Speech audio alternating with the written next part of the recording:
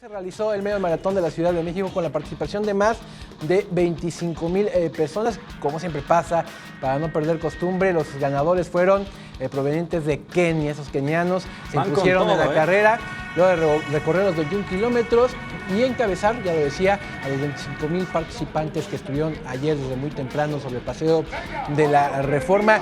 Una ruta tremenda. Tuvimos aquí hace 8 días a Horacio de la Vega, el titular del Indeporte de la Ciudad de México, Toño, que nos decía de esta pendiente del kilómetro 8, que era la más... la resistencia mental. La más canija. Pues te puedo decir que no. Yo que tuve oportunidad de participar en esta carrera, o sea, la del kilómetro 8 no tiene nada que ver con el kilómetro 14, que es la zona esta de Chivatito, la Feria de Chapultepec, el Sope.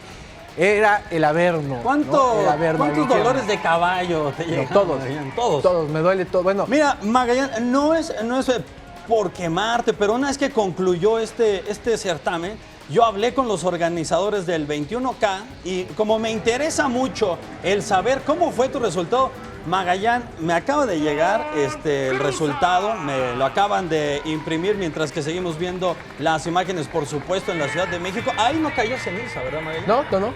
Pudimos correr bien, pudimos correr muy bien. Bueno, Magallán, mira, me llegó un anuncio, ni modo, lo voy a tener que exhibir a la televisión. Enséñalo.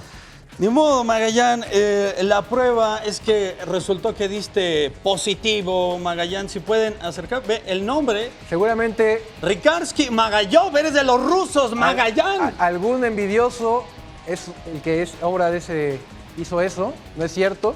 ¿No? ¿No es cierto, Magallán? No, la verdad que no quería presumir. La realidad es que se entregó un premio, una mención especial y una medalla especial al corredor de los 25,000 más guapo. La gané, pero no te quería presumir, ¿no? Pero bueno. Del más guapo. Eso fue una farsa, pero una gran experiencia la que resultó ser el medio maratón de la Ciudad de México. No, sí, perfecto.